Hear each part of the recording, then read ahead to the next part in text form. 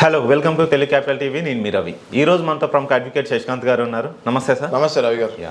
Sir, మొన్న నాగబాబు గారు tweet పెట్టారు. అల్లు అర్జున్ని ఉద్దేశించి వీలైనంత త్వరగా వెనక్కి రా అని చెప్పేసి మీనింగ్ వచ్చేలా పెట్టారు.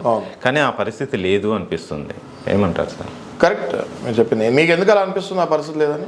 అంటే మొన్న మూవీ రిలీజ్ టైంలో వైసీపీ జెండాలు రావడం, అలాగే ట్వీట్ పెట్టడం, అల్లు అర్జున్కి సపోర్ట్గా వైసీపీ వాళ్ళు పెట్టడం, ఇవన్నీ చూస్తుంటే అలానే అనిపిస్తుంది కదా. మరి నాగబాబు గారు పెట్టిన ట్వీట్ కరెక్టే కదా? కరెక్టే అనిపిస్తుంది.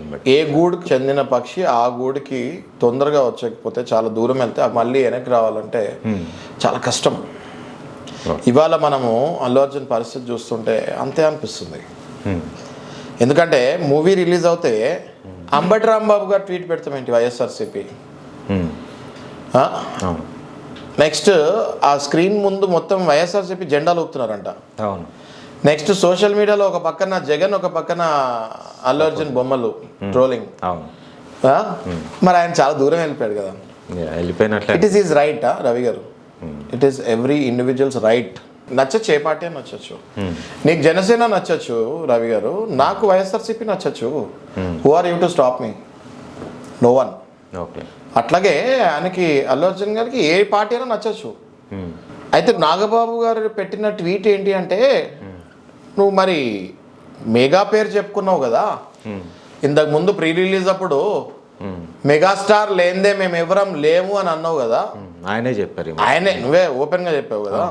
రామ్ చరణ్ బ్రదర్ అనండి నన్ను, చిరంజీవి గారి ఏనల్లుడు అనండి నన్ను, అల్లు అర్జున్ అనద్దు నన్ను అని ఆయన ఒక స్టేజ్లో చెప్తాం జరిగింది. అందుకని నాగబాబు గారు ఏమనుకున్నారంటే, పాపం మెగా కాంపౌండే కానీ దూరం వెళ్ళిపోతున్నాడు తెలియకుండా అని నాగబాబు గారు పాపం అట్లా అనుకుని ట్వీట్ పెట్టారు. నాగబాబు గారికి అర్థం కాదు ఏంటంటే, ఆయన ఏం అనుకోవట్లే ఇంక అట్లా. అట్లాంటి ట్వీట్లు పెడతాం కూడా వేస్ట్ అంట. నేను ఒక అడల్ట్ ఏజ్ అని ఉంటుంది, 18 years 21 years దాటిన తర్వాత మైనారిటీ దాటిపోయి మేజారిటీకి వచ్చేస్తాము.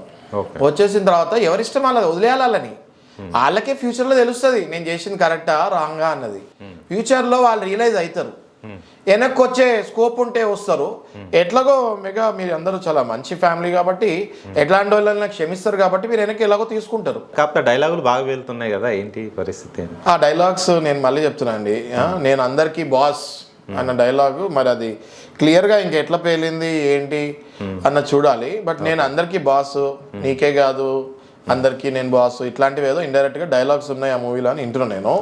నేనేమంటున్నా అంటే, లిరిక్ రైటర్ కాస్త రైటర్ అయ్యి, రైటర్ కాస్త డైరెక్టర్ అయ్యి వాళ్ళు భవిష్యత్తులో వాళ్ళు ముందుకెళ్ళాలి కాబట్టి కొన్ని ఎవరైనా మెప్పిస్తానికి కొన్ని రాయొచ్చు.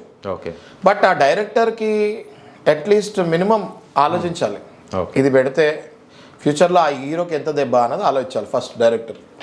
తర్వాత ఆ హీరో ఆలోచించాలి. డైరెక్టరు లిరిక్ రైటర్ ఇద్దరు నన్ను చెప్పమంటున్నారు, వాళ్ళిద్దరు సేఫే ఉంటారు. రేపొద్దున ఈ డైలాగ్ చెప్పిన తర్వాత నా పరిస్థితి ఏంటి అన్నది అప్పుడప్పుడు హీరో ఆలోచించాలి. ఇవన్నీ ఏం ఆలోచించకుండా ఎవరు పడితే వాళ్ళు ఏది పడితే అది చెప్తే, నువ్వు చెప్పేస్తే ఇప్పుడు ఏం జరుగుతుంది, ఎంత డిఫరెన్సెస్ క్రియేట్ అవుతున్నాయి, ఎంతమంది మనోభావాల్ని నీకు తెలియకుండా నువ్వు దెబ్బతీస్తున్నావు, ఎంతమందికి నువ్వు దూరం అయిపోతున్నావు, చాలా దూరం. మళ్ళీ వెనక్కి వస్తాం సాధ్యమా? అదే పెట్టింది నాగబాబు గారు ట్వీట్. పాపం నాగబాబు గారు నాకు ఎందుకు జాలనిపిస్తుంది అంటే, నాగబాబు గారు ఇంకా ఆయన గురించి ఆలోచిస్తున్నాడు. అయ్యో పాపం అని ఇంకా ఆలోచిస్తున్నాడు. ఆయన ఆలోచించి టైం వేస్ట్ అంట. నేను వదిలేసేయాలి. They will realize when they want to realize, they will not realize when you want to realize them. You got it no? అది నేను అనేది. బట్ ఏదేదైనా నిన్న జరిగిన incident worst incident, very sad incident. అస్సలు ఇది థియేటర్ యాజమాన్యాన్ని వదిలేదు లేదు. సంధ్యా థియేటర్లో ఎంతమంది పడతారో దానికి 3 జనాలు లోపలికి వస్తే తొక్కిసలాట అవ్వకుండా ఏమవుతుంది? నిండు ప్రాణం బలిగొన్నారు వాళ్ళు.